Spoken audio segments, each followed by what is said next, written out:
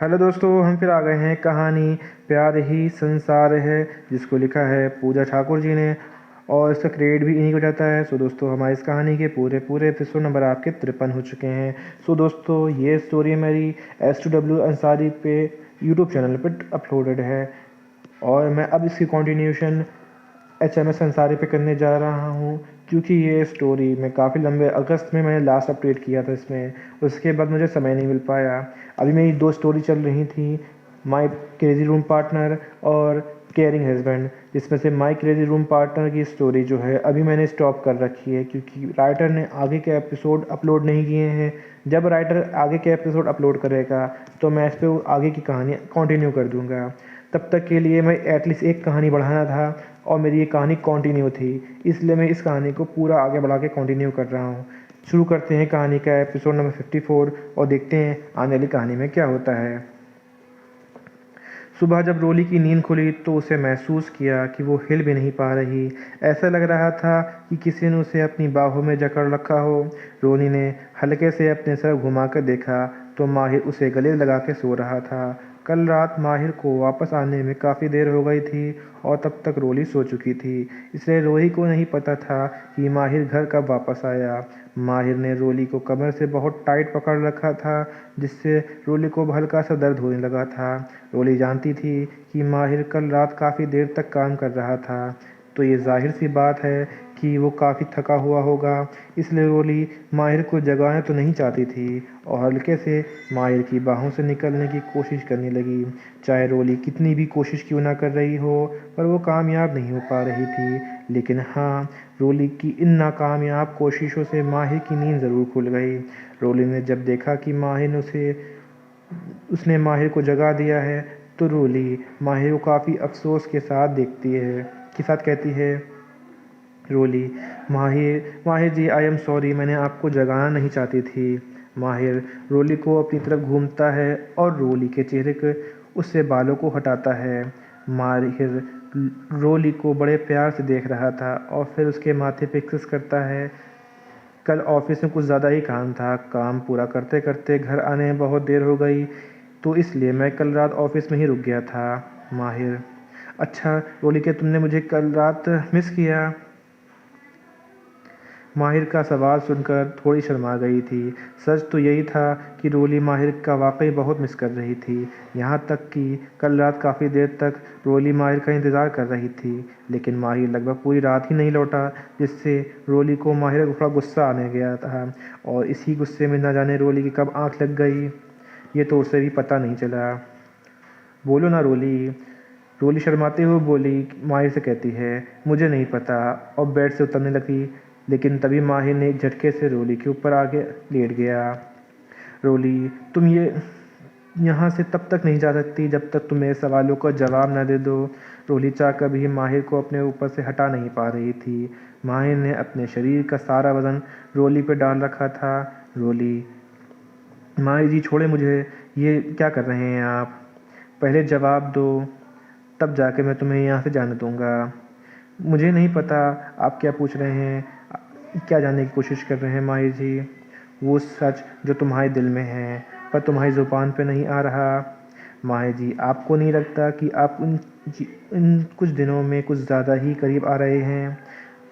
माहिर मुस्कुराते हुए रोली से कहता है, क्या करूं, अगर मैं तुम्हारे भरोसे बैठे रहा ना, तो कम से कम हमारी आधी ज़िंदगी पहले आपके चक्कर में ही निकल जाएगी। माहिर की इन बातों पे रोली को हंसी आ गई।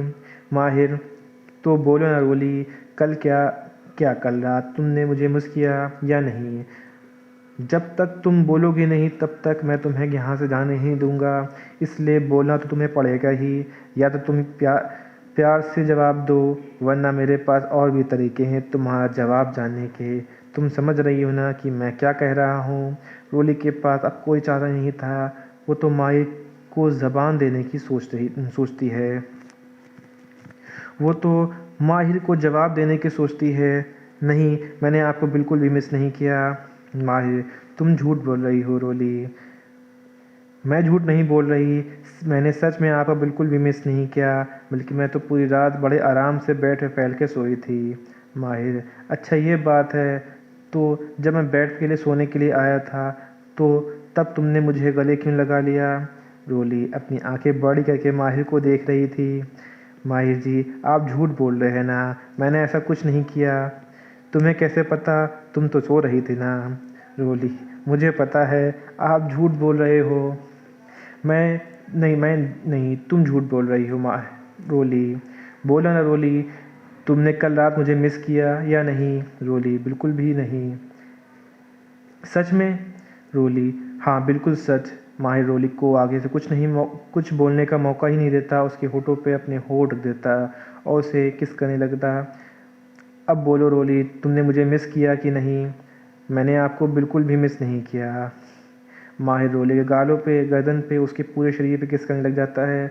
अब रोली से बर्दाश्त नहीं हो रहा था। रो ठीक है, मानती हूँ मैंने आपको बहुत मिस किया, अब आप मुझे जाने दीजिए। ठीक है। माहिर, मैं ठीक से सुना नहीं, तुमने क्या कहा? फिर से बोलना। रोली, अच्छा बाबा ठीक है, मैं मानती हूँ माहिर जी, मैंने आपको कल रात बहुत ज़्यादा मिस किया। माहिर रोली के ऊपर से हट जाता है और रोली तुरंत भाग के वॉशरूम में घुस जाती है। थोड़ी देर बाद सभी तैयार होकर डाइनिंग हॉल में ब्रेकफास्ट करने के लिए आ जाते हैं। डाइनिंग टेबल पर वीरेंद्र राय चंद्र, रचना जी, जय, राजीव, माहिर और रोली एक साथ बैठ के ब्रेकफास्ट कर रहे थे। वीरेंद्र राय चंद्र, माहिर, तुम कल रात ऑफिस में ही रुके थे? माहिर, जी दादाजी, इस नए प्रोजेक्ट की वजह से ऑफिस में कुछ काम ज़्यादा बढ़ गया है। वीरेंद्र राय चंद्र, पर ये सही नहीं है माहिर, काम का वक्त काम के लिए होता है और घर का वक्त घर के लिए।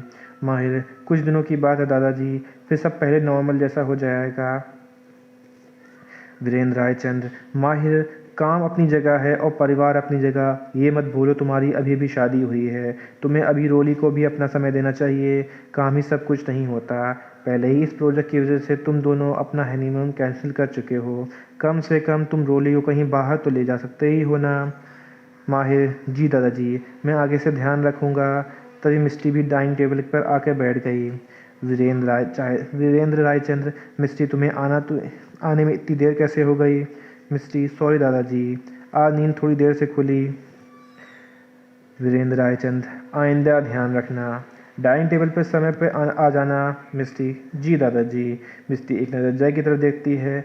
जय बड़े आराम से अपना ब्रेकफास्ट कर रहा था। मिस्टी को कुछ समझ नहीं आ रहा था कि वो जय को अपने कॉलेज लेके जाए या नहीं।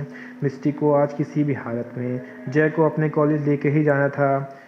क्या करेगी मिस्टी, कैसे लेकर जाएगी जय को अपने कॉलेज, और क्या प्लानिंग बना रखा था मिस्टी के दोस्तों ने जय के खिलाफ, और क्या जय अपने आप को मिस्टी के दोस्तों से बचा पाएगा?